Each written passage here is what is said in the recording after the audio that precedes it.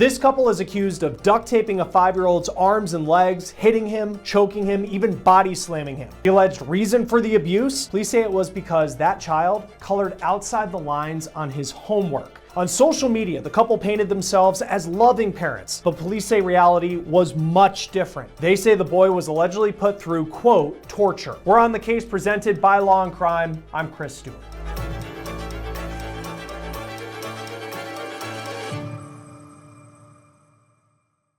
I don't even know where to begin on what police are alleging happened in Kentucky. At what point does a parent think it's okay to use duct tape on a child? And that's not even the most horrifying part of what police are alleging happened.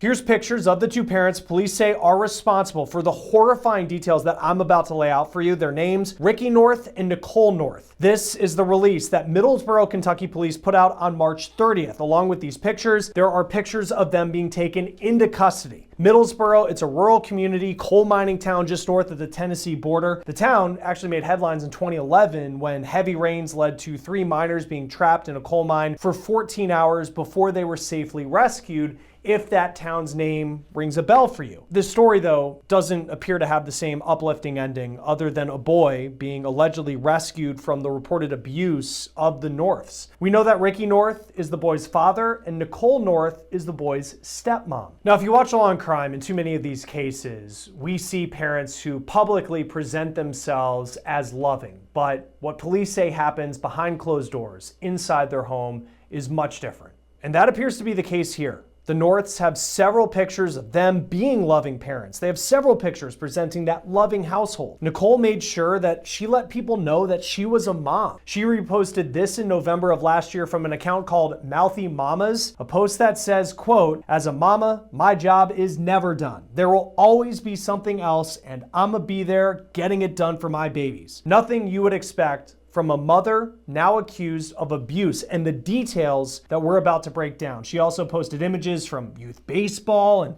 time with their family like you would expect a loving mom to do. She also posted this in 2021 about her husband, who's now her co-accused child abuser. Quote, "Spending the rest of my life with you couldn't get here any slower. Thank you for loving me and our daughter the way you do. God broke the mold with you, babe. I promise to love you for as long as you let me. There's nothing in this world I wouldn't do for you, Ricky Dwayne." Speaking of Ricky, here's his mugshot. On social media, he gives a very similar vibe as a loving father who loves his wife and his kids. Now, we did notice in January last year, he posted, quote, "I love my gorgeous girls with my whole heart. I'm such a blessed man and father to have you all. I couldn't live without you." Police say the victim in this case is North's 5-year-old son. Now, there are still a lot of questions about the access that the Norths had to this boy. It is unclear what custody looked like. We know through social media pictures that the Norths have 2 girls, as we see several photos of a family of 4. Now, let's break down what police say this couple did to this young boy. And again, I'll warn you, these details are not easy to talk about and they're not easy to hear.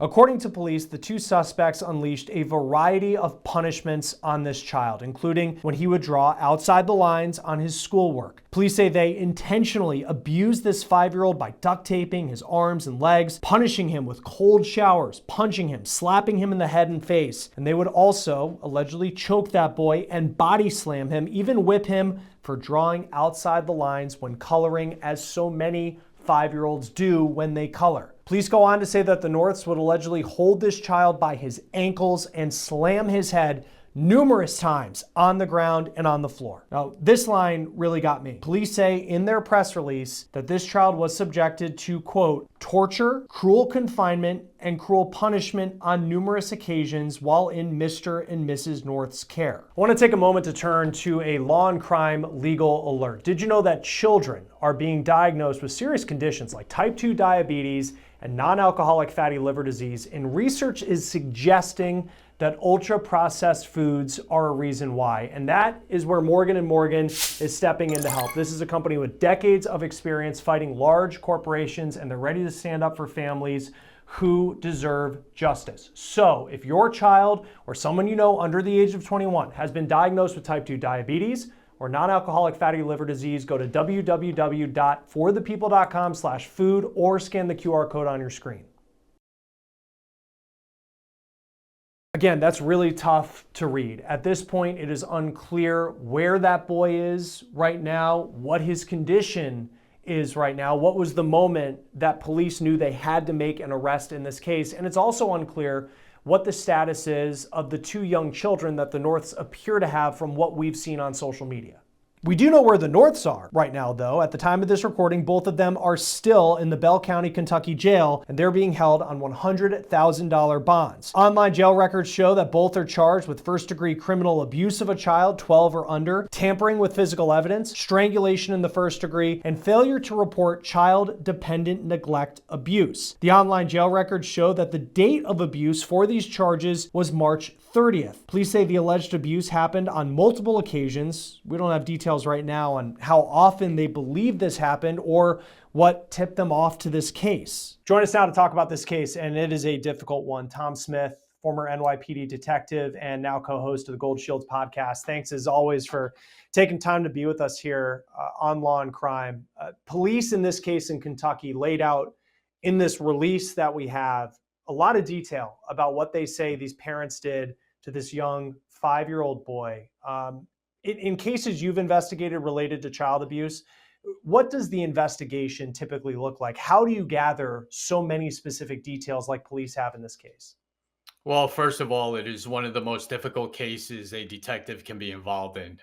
When you're dealing with a child, it is always difficult to navigate and just keep your emotions in check because they're the most vulnerable and yet they're the most abused. And that is heartbreaking. But when it comes to the investigation, you want it done correctly. So you take your time doing it because you don't want any slip ups and you don't want anything to stay in the way of these people going to jail for as long as possible.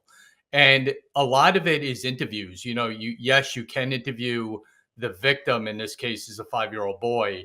That's done completely different than anybody else, obviously. But you want to get a sense of the history of this family, and that's going to entail interviewing neighbors, schools, coaches, whoever might have been involved in this young boy's life to see if there were any signs of abuse or neglect or anything like that.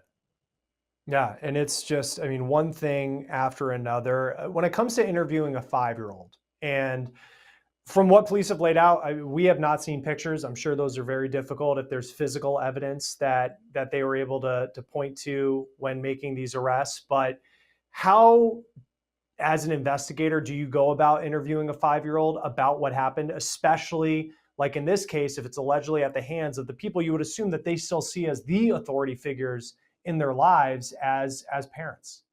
Yeah, you're going to do it very slowly and very methodically, and you're going to have the professionals who deal with children all the time be involved in that interview because it has to be done a certain way. It's not going to be done in an interview room, obviously. You could interview that child on the floor playing a game. There's so many different ways you can do it to make that child feel comfortable and feel safe and feel like he's in a good place now. Some of the problems sometimes with children is they don't want to get their parents in trouble because they can't equate what happened to them as being wrong because they don't know any better. So when you sometimes deal with children, you have to make sure that you express upon them that they're safe and what happened to them is wrong because they will hold on to what happened because they don't want to get mom and dad in trouble.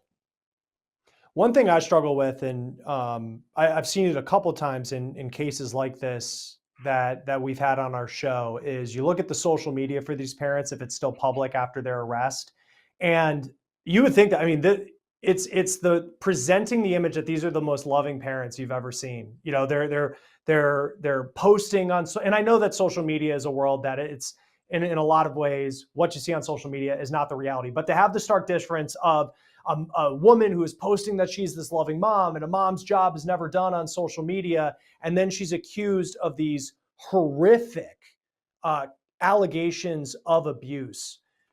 How, I know it's impossible to explain in a lot of ways, but from a police officer standpoint, how do you explain that stark contrast that people can have?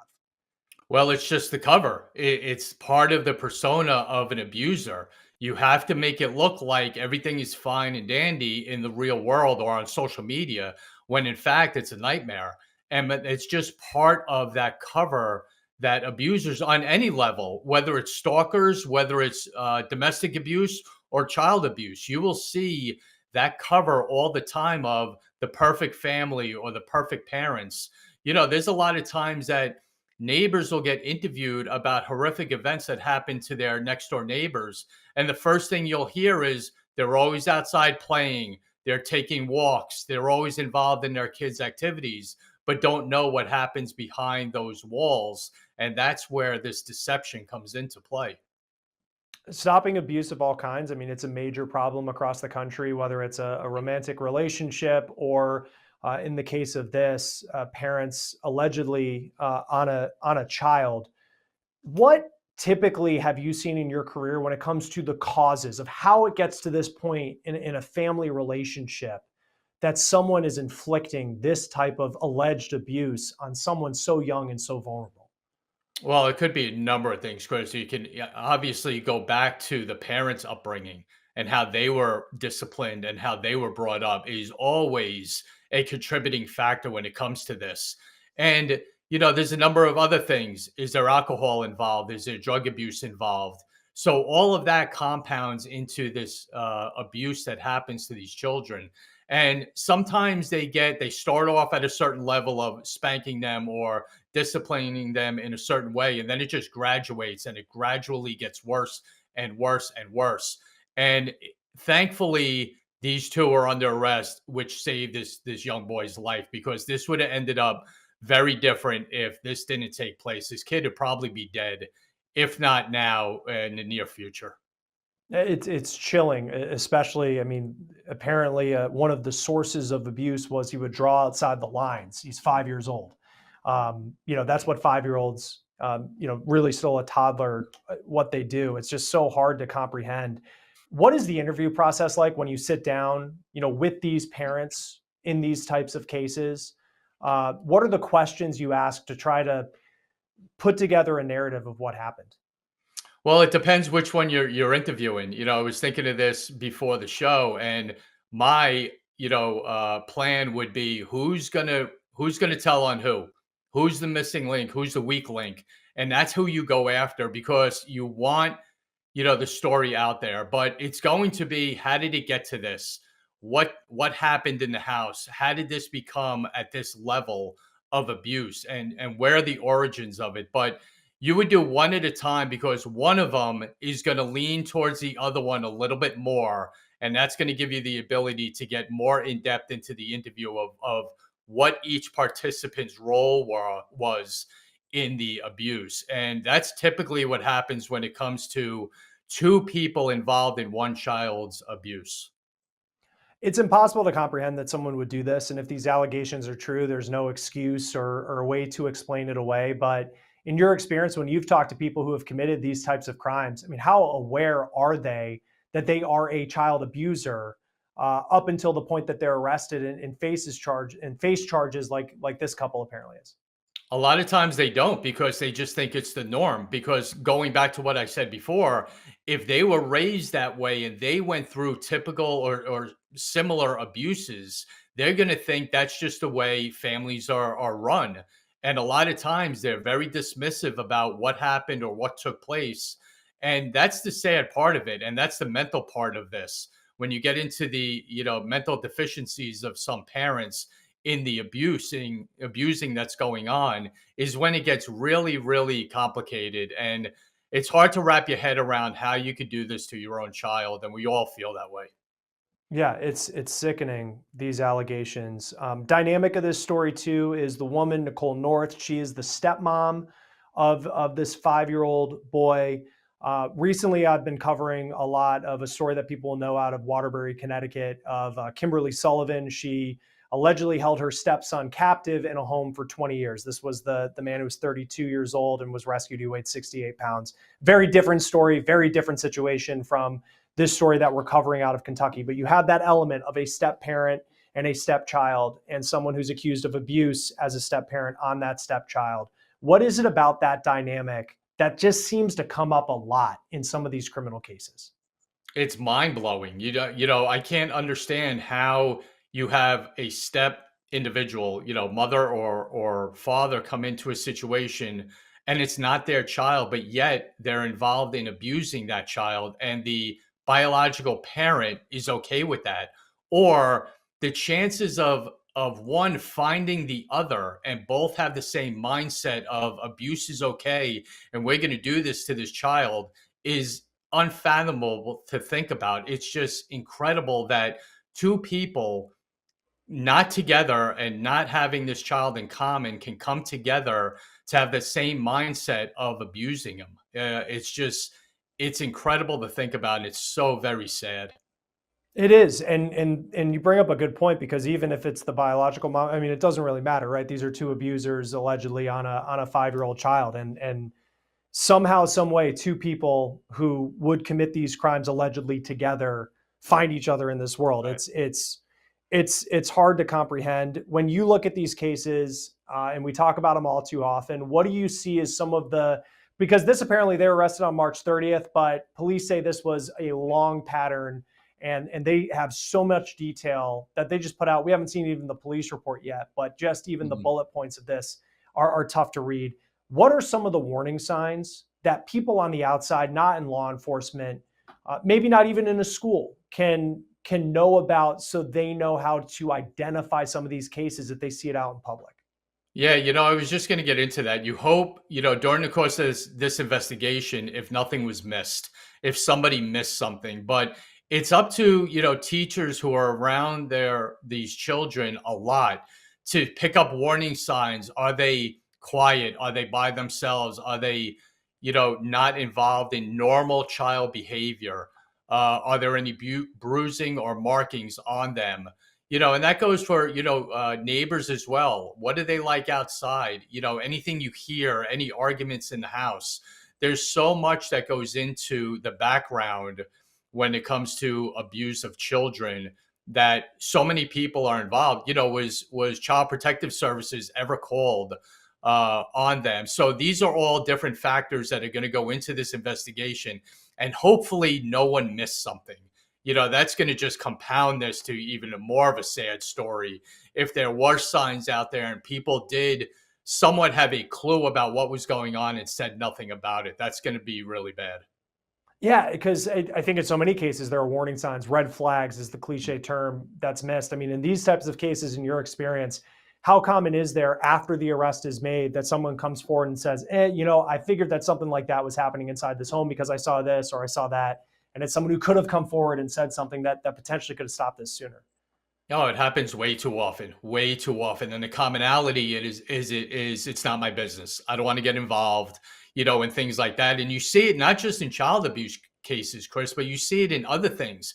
How many Yeah. times has there been a school shooting and they go and do interviews of students and they go, yeah, I thought something was wrong with that person. It happens all the time. And people need to step up and make that phone call, make it anonymous, whatever you need to do, but you have to get that ball rolling and stop these animals and these criminals from committing these crimes against children or anybody else. You have to step up and just be part of it and be involved to stop this.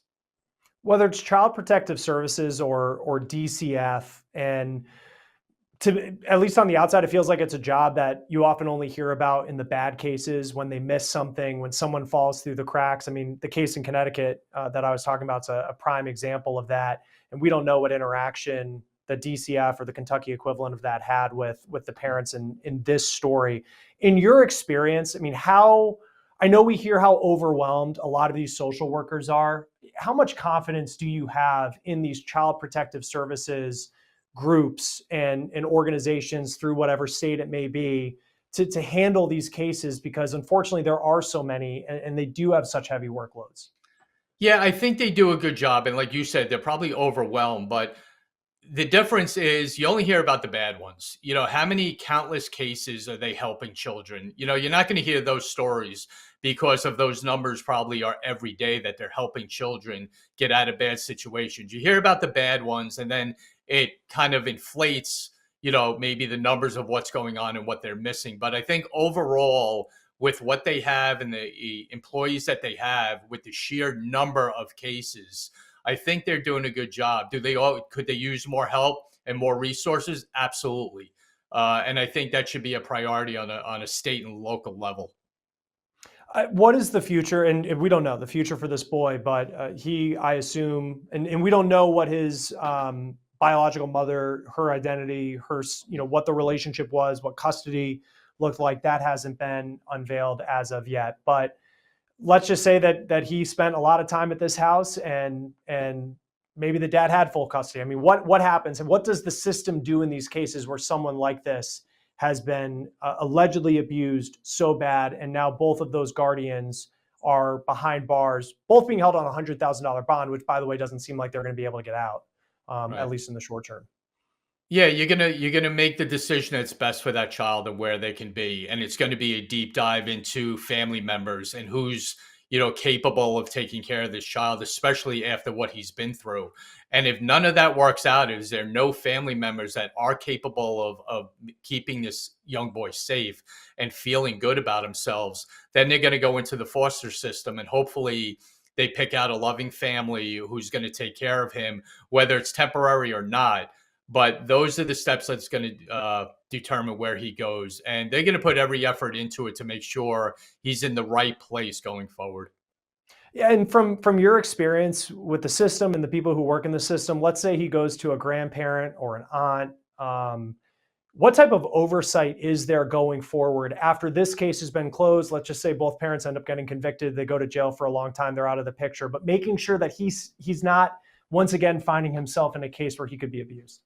Oh yeah, that should be a visit or a call or whatever it might be, 2, 3 times a week.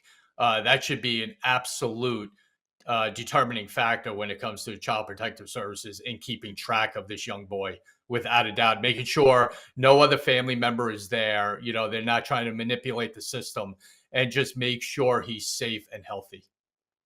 All right, Tom Smith, former NYPD detective. It's always great to have you on Law and Crime. These are really difficult stories to talk about, but your perspective as someone who's investigated these, you see it firsthand. It really goes a long way as we try to make sense of all of this here on Law and Crime. Thanks for being here. Thanks for having me, Chris, as always. We talk about these cases of child abuse all too often here on Law and Crime, but I want to tell you that I believe it is important that we talk about these cases so we all understand that these types of situations and allegations are happening to children across the country. And I also want to send you some resources so you know how to help if you come across allegations of abuse or believe that there's a situation that the authorities need to investigate. If you suspect child abuse, you can call or text the Child Help National Child Abuse Hotline at this number on your screen. It is 800-422-4453. And if you think a child is in immediate danger, call 911. For On the Case presented by Law and Crime, I'm Chris Stewart. We'll see you next time.